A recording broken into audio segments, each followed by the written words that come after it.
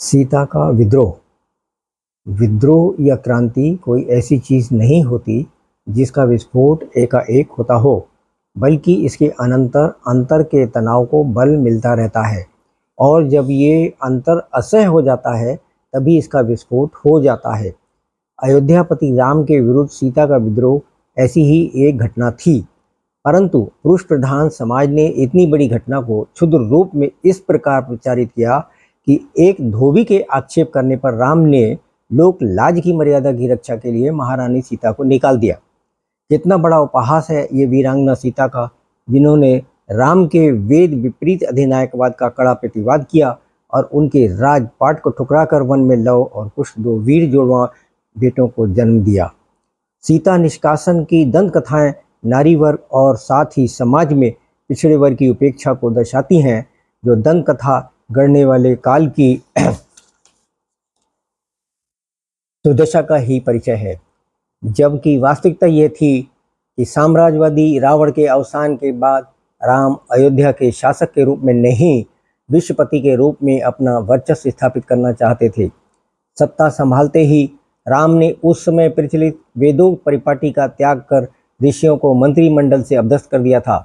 वशिष्ठ मुनि को हटाकर अपने आज्ञाकारी भ्राता भरत को प्रधानमंत्री नियुक्त कर दिया। विदेश मंत्री पद पर सुमंत को हटाकर शत्रुघ्न को नियुक्त कर दिया और रक्षा मंत्री अपने सेवक सम भाई लक्ष्मण को नियुक्त कर दिया था। राम के छोटे भाई जानते हुए भी गलत बात का राम से विरोध करने का साहस नहीं कर पाते थे और अब 10 मंत्री अर्थात ऋषिवृंद कुछ कहते तो राम को खड़ींद की बू आने लगती थी।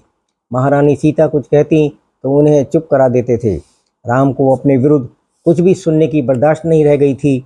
उन्होंने कूटनीति का प्रयोग करते हुए पहले ही बाली की विधवा तारामती से सुग्रीव के साथ विवाह करा दिया था, जिससे कि भविष्य में तारा अपने पुत्र अंगद के साथ सुग्रीव के विरुद्ध बगावत ना कर सके। इसी प्रकार रावण की विधवा मंदोदरी का विवाह विभीषण के साथ करा दिया था कि भविष्य में वो भी विभीषण के विरुद्ध बगावत ना कर सके। राम ने तारा और मंदोदरी के ये विवाह वेदों में उल्लिखित नियोग विधान के अंतर्गत ही कराए थे, अतः ये विधि सम्मत और मान्य थे। नियोग विधान पर सत्यार्थ प्रकाश के चौथे समुल्लास में महर्षि दयानंद ने विस्तार से प्रकाश डाला है और पुष्टि की है कि विधवा को देवर अर्थात दूसरा वर नियुक्त करने का अधिकार वेदों ने दिया है। सुग्रीव और विभीषण राम के एहसानों तले दबे हुए थे, वे उनके अधीन करदाता राज्य थे और इस प्रकार उनके विरुद्ध संभावित बगावत को राम ने पहले ही समाप्त कर दिया था। इसलिए राम निष्कंटक राज्य चलाना चाहते थे। महारानी सीता, जो ज्ञान विज्ञान व पराक्रम तथा बुद्धि में किसी भी प्रकार राम से कम ना थीं, उनकी हाँ में हाँ नहीं मिला सकती थीं।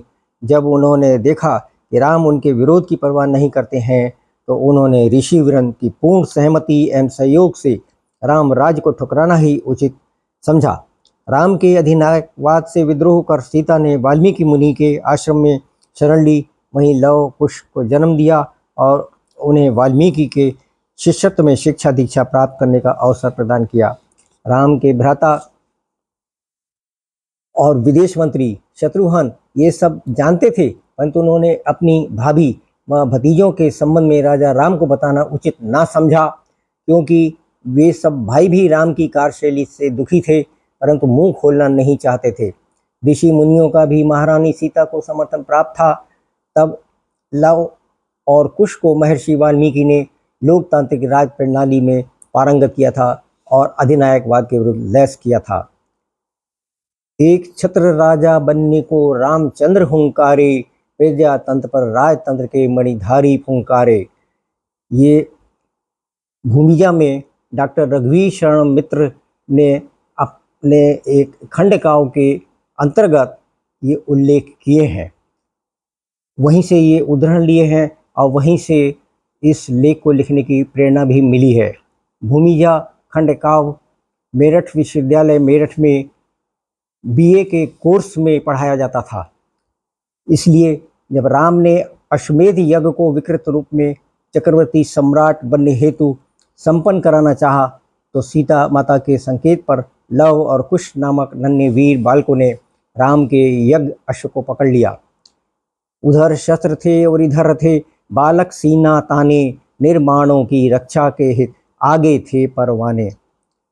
राम की सेना का मुकाबला करने के लिए लव कुश ने अपने नेतृत्व में बाल सेना को सबसे आगे रखा। उनके पीछे महिलाओं की सैन्य टुकड़ी थी और सबसे पीछे चुनिंदा पुरुषों की टुकड़ी थी। राम की सेना बालकों और महिलाओं पर आक्रमण करे ऐसा आदेश तो रक्षामंत्री लक्ष्मण भी नहीं दे सकते थे। फलतः बिना युद्ध लड़े ही उन्होंने आत्मसमर्पण कर दिया और इस प्रकार लव कुश विजयी हुए एवं राम को पराजय स्वीकार करनी पड़ी। राम तुम्हारे ही ये बेटे, राम तुम्हारी सीता, खेतों के पीछे रोती है राम बिचारी सीता।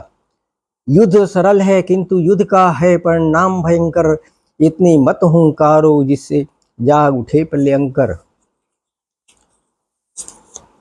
जब महर्षि वाल्मीकि ने लव कुश का संपूर्ण परिचय दिया तो राम भविष्य में वेद सम्मत लोकतांत्रिक पद्धति से शासन चलाने पर सहमत हो गए तथा लव कुश को अपने साथ ही ले गए।